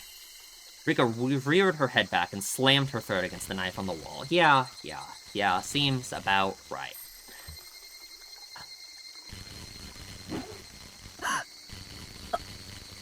Oh. Yeah. God, does that, like, how does Shion feel about that, right? Like, does that make her think anything? Her blood splattered all over. Rika bent backwards repeatedly and let the knife slash at her throat. Again and again. Her neck and chest were dyed red. I've always thought blood was darker. But her blood wasn't dark. It was so bright. I must have been confused, but it looked pretty. After doing this several times, Rika turned around. Her eyes were wide open. She didn't look like she was from this world. Oh, God. Her face looked like something both living and dead, both real and artificial. How is she alive? It was very scary, eerie, and above all else, pale. Although her face looked unearthly, it was a very appropriate face for a demon. I didn't have a mirror, so I couldn't tell, but I was sure I looked exactly like her. Rika continued to violently slash her throat. Okay, well, I guess it was easier, right, after that first one? It reminded me of someone trying to break a huge piece of ice with an ice pick. I guess I imagine it would be easier to hold it against the wall and, like, press yourself into it than it would be to, like, stab yourself like that, but I guess she's over that now, huh? That was exactly what Rika looked like. The white chips of ice coolly flying through the air. What I saw before me was a beautiful sight. Every time Rika struck her throat, tiny drops of red blood splattered the boring white world around her. It was like a dance. A dedication dance by the final head of the Furude family. The demon's last dance of dedication to Ishiro-sama. Upon seeing that literally blood-curdling dance, I let out a fierce roar. I had no reason to do so. I was howling like an animal. We were like animals trying to kill each other, both getting covered in blood. And, inevitably, as one convulsed in a pool of that blood, the other threw back its head and howled. God. My body shivered with the joy I felt inside of me. This was death, the most final of judgments, and it was right before me. The demons howled, screamed, and roared. God, she's so far gone. The roars faded, and my voice started to change from the voice of a demon back to that of a human. As a demon, I roared, but as a human, I sneered. Awesome. Rika was covered in blood from her neck down. Her blood was pouring out, making a little noise. Rika was staring into my eyes. I stared back at her. I wasn't sure they were still my eyes. I wasn't sure they were still eyes, though. They were no longer human eyes, but the eyes of the dead. Rika. No. Rika's corpse vomited blood from her mouth and nose and smiled. Then, she dropped the knife. She stuck her hands out and turned her palms upward. Her wiggling fingers reminded me of an insect's legs. Those fingers reached up for her own throat.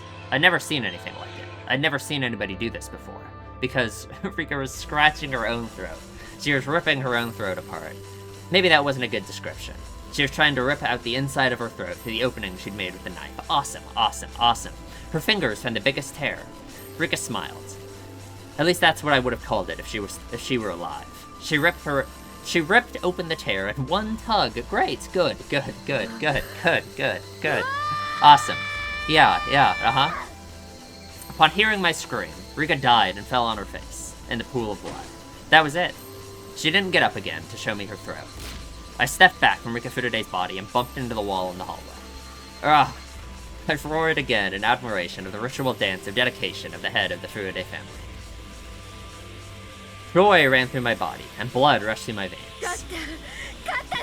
I won. Awesome, awesome. Let's go! Jesus Christ. Jesus Christ. I then realized I disposed of the heads of the 3 families, the core of the curse of Irishito-sama. Here is what I really wish I remembered. You know, no, we gotta get through this fucking scene with this music first. Did I read that? I then realized I disposed of the heads of the 3 families, the core of the curse of Irishito-sama.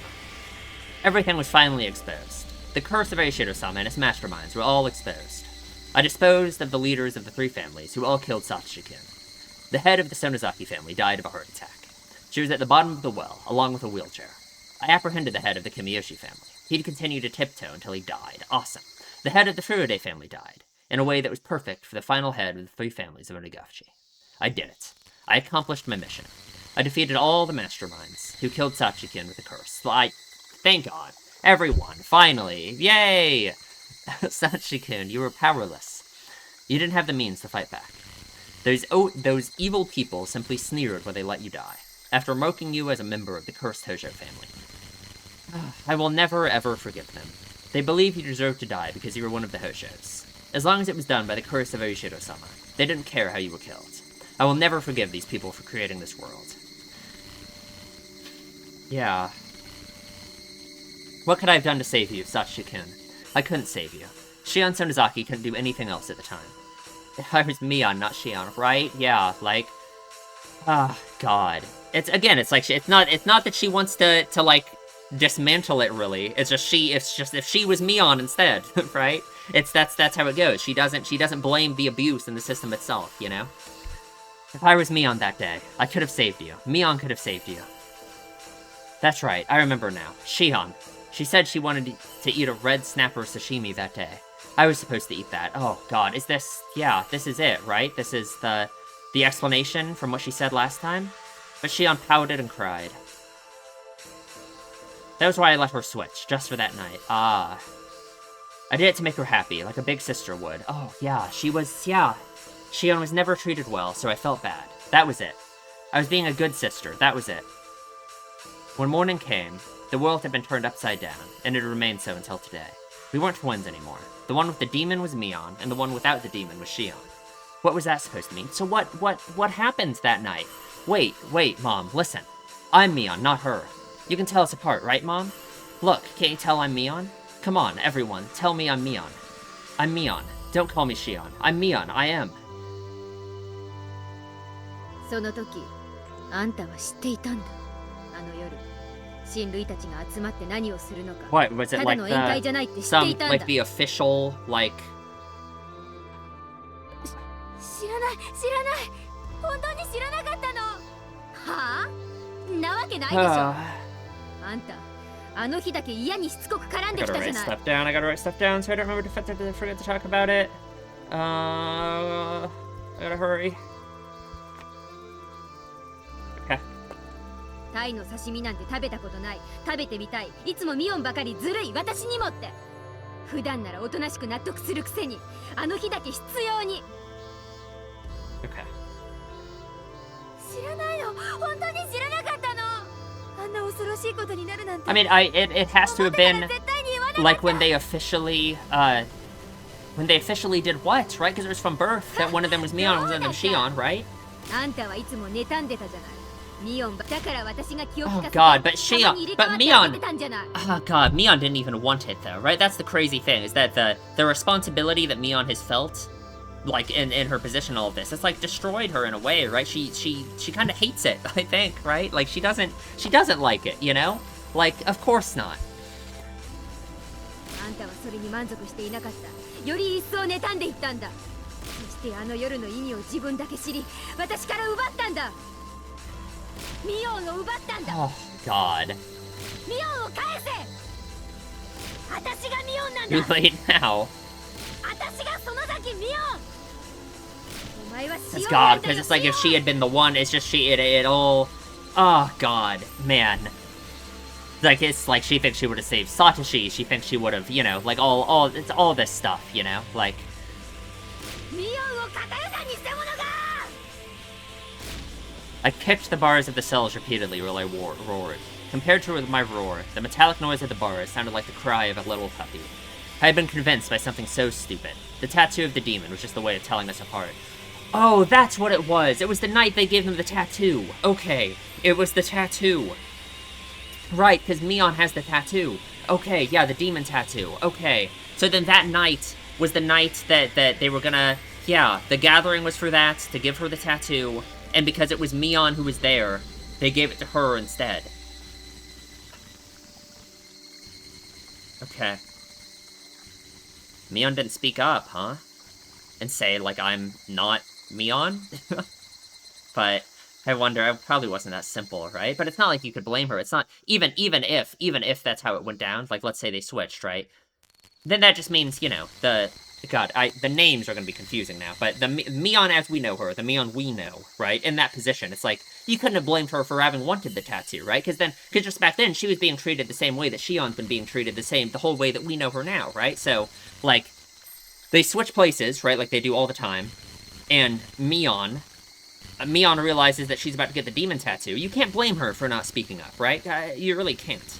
Even though, of course, it's ended up so bad now, right? Like, Mion doesn't like it. Shion doesn't like it. The other thing that this is so, like, important for, too, is the connection with Satoshi and Sadako, right? Like, from Shion's perspective, like, she said she was doing it to just try and be a good sister, right?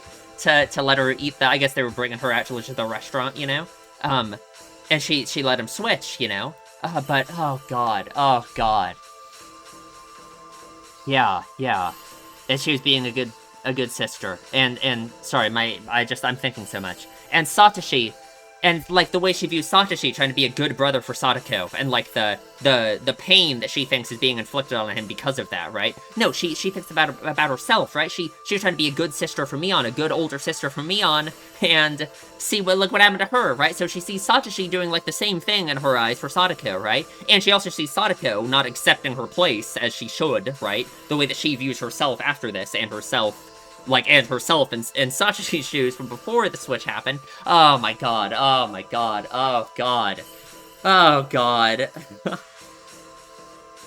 Yeah.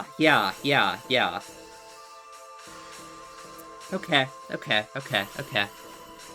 Even without the tattoo, I am Mion. That's right, I'm Mion Sonozaki. I gathered my hair and put it in a ponytail, the yellow band that Mion used all the time. Yeah, like, oh god. And it makes more sense. It explains it more, too, why she thinks of it in this way as well, because she was in those shoes at one point, too, you know? Like, god, and it makes sense why, like, the dynamic of the relationship is the way it is. It makes sense why Mion is, like, so deferent and so, like, she's kind of like a soft person, right? Because, like, she was raised that way up until she got the tattoo, right? So that makes sense why she's like this, why she is so unsure of herself and all of this, you know? Beyond even just seeing, like, the impact it's had on Shion, that's what I always attributed it to before, but it's more than that, right? It's that and the way she was raised, right? And for Shion, it makes sense why she like, acts the way she does, and why she has, like, this, like, haughty attitude almost, this idea of maturity, this idea of independence, all this. Because, like, she was raised for whatever age they were when they got the tattoo, up until the point she was supposed to be she is the successor, she is the special one, you know? Oh, yeah, no. Since I didn't feel my hair on my neck, I felt like I could think more clearly now. Two Mions looked at each other through the iron bars. According to our sibling rules, that was never to happen. Yes, there's only one Mion and one Shion. There could never be two of either at the same time. Right, and, like, these lines right here, like, this is so telling, right, about how she thinks this is just the way it is. That one has to be Mion and one has to be Shion. One person has to be the person, like, advantaged by this whole power structure stuff, and one person has to be the Shion, who's fucked over by it, and their life sucks, right?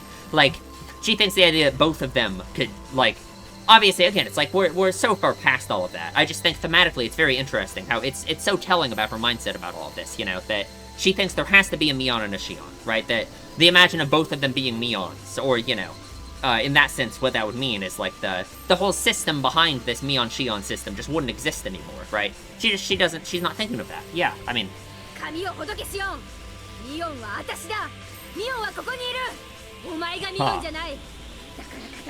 Man. God, the crazy thing is I bet Mion herself, like, Not that she really thinks she deserves this, but I bet it's so... she might, on some level, think she deserves this, even, because now, like, now her guilt over being the chosen daughter and all of this makes so much more sense, because, like, yeah, of course, the way Mion is, she would feel so horrible and so bad and so awful that this is happening to Shion, right? Like, oh, God.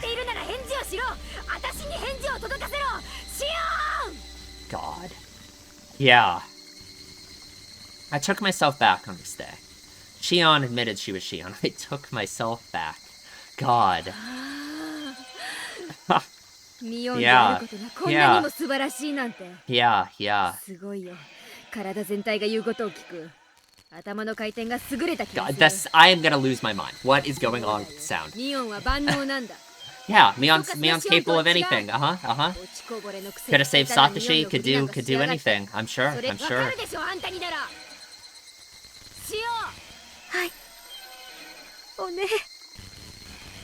Shion called me sis. And so, I was Mion. Yeah, she accepts it, right? She accepts her position, right? Because it's like Mion... Yeah, no, it makes sense. The demon who had been asleep deep inside of me was finally allowed to wake up. The demon roared, and my whole body shivered to express its joy. Shion, あんたには罪がある。あんたは今までミオンだった。そのザキ家の鬼を継ぐミオンという強い立場がありながら、サトシ君を救わなかった、救おうとしなかった。サトシ君を救うための100億の瞬間があったはずなのに、あんたはその全てを見殺しにすることを選んだんだ。She didn't have millions of chances. She didn't. お前が私だったらサトシ君を救えていたのに。お前が私を奪いサトシ君を殺したことを私は絶対に許さない。Shion was shaking on the other side of the bars. Oh god, the names are just switched now. 絶対に殺す。お前を一番残酷に殺す方法が何なの？今日から毎日考えて過ごして。Good. シオンは私がそれを思いつくまでのわずかな日々をいつ殺されるのか、どう殺されるのかに怯えながら過ごすがいい。簡単には殺さない。Oh, Shion. 殺した後はサトシ君と同じ井戸に放り投げて。Same as Satoshi. そしてサトシ君にあの世で謝ってこい。それが私を語り続けてきたお前の報いだ。報い。お前の罪。Yeah.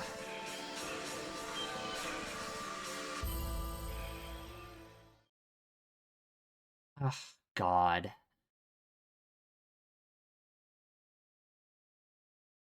I needed to at least clean up the kitchen. I guess you do, Shion. Oh, man.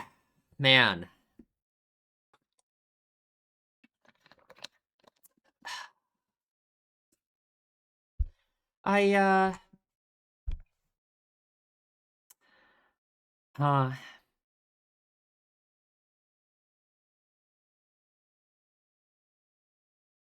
don't know. I don't know. It's very tragic. I completely understand how she's reached this point. Obviously, she's also losing her mind, so I understand that.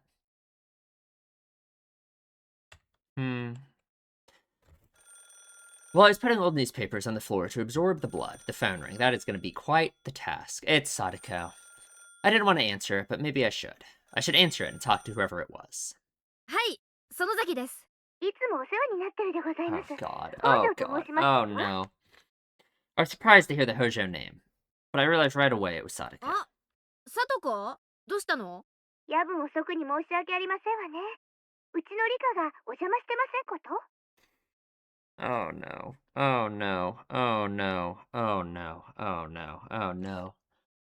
no. Let's hear, before we get into all this, which I'm terrified, let's talk about Rika for a sec and all the stuff that happened with her. I think I forgot some stuff I was gonna talk about. But Rika, what happened with her there? So the syringe, right? Rika was injected with it and she immediately started tearing out her own throat. I think I'm being trolled. I think the author is trying to make me think that the syringe is actually evil and it makes you want to tear out your own throat. Like it's like the drug that makes you kill yourself back in chapter 1, right? Like all that stuff, right? I don't believe that for a second, right? Because again, so one, the first time we saw the syringe back in Meakashi, obviously Mion and Rena weren't trying to make Keiichi kill himself, right? Like, yes, like, okay, well, no, this is crazy, because they said, we're gonna do the same thing that happened to Hugh has happened to Tomitake, and then they were injecting with her with the syringe, which we just saw Rika, after being injected with it, tore out her own throat, right? But okay, like, ignore that, just don't think about all that, right? There's no way the syringe makes you do that, because there's no way Mion Morena would do that to Keiichi. There's no way that's what Rika was trying to do to Shion, was trying to make her rip out her own throat, right? That's insane, right? No, the syringe has to be a cure. It has to be. The reason all that happened with Rika is she wanted to kill herself because she doesn't want to be tortured to death by Shion, right? We don't really get a confirmation. Here's what I was thinking about, is in chapter 2, I just don't remember. Did Shion say that she tortured Rika to death? I think she did.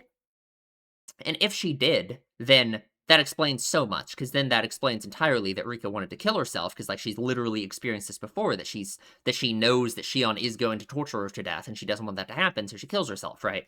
And I guess why did she rip out her own throat? I guess she just wanted to be like quirky. She wanted to kill herself in like an awesome, cool way. Like I don't know, like that's crazy, right? But there's no way it's the syringe that makes you rip out your own throat. I just don't believe it. I just don't believe that for a second. There's no way. There's no way. There's no way, right? No way. So that's my position on that. Rika killing herself makes complete sense. Especially if it's like, again, it's like if this is like a separate timeline than chapter 2, which is like basically all the same stuff is happening, essentially, right? Which is like makes sense in a way. It's like we still don't know why the timelines are any different at all. Rika equates it to like the weather, how things can just be a little bit different, which is like weird, but I don't know. Okay. I hope we got all that covered, I guess. Ah, yes. Ever since Sadako Hojo was abandoned, she had been living with Rika Furude. Of course she'd get suspicious that Rika hadn't returned yet. So Shion wants to, like, grind Sadako into dust, right? Like, I mean, like, because for her now, Sadako, it's not even that Sadako is her, Sadako is also Mion, right? You know what I mean? It's, like, metaphorically, in terms of, like, the relationship dynamic between her and Satoshi and Shion and Mion, so... yeah, she's gonna want to, like, get her revenge on Mion by torturing Sadako to death. So, awesome. Good. Good. ああ、来てるよ。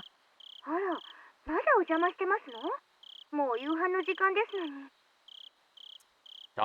ねえ、さとこ。実はね、今日さ、ちょいとおかずを作りすぎちゃってね。Oh, リカ God. ちゃんにも夕食を振る舞ってるんだよ。そうなんでございますの？さとこも来なよ。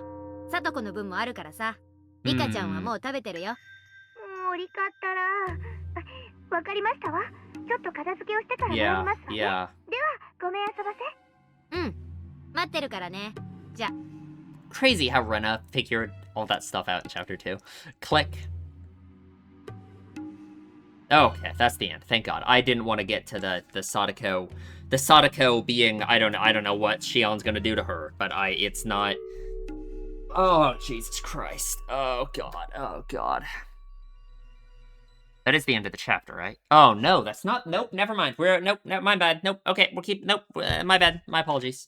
Nope, we're getting to the Sadako torture. My bad. Sorry, clearly I was too, but it's been 2 hours. I don't know how much longer we have left. If that's the halfway point in the chapter, I can't spend another 2 hours.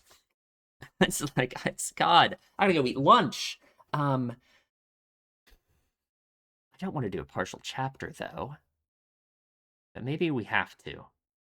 I just don't know if I have it in me for another. I mean, like, I don't know how much longer we have. There's gonna be another 2 hours. That's gonna be rough. But I hate having it split up. It's so annoying.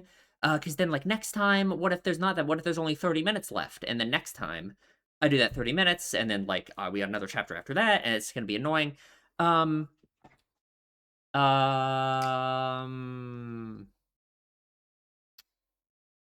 think that might just be where we have to stop it, though, unfortunately. I was not...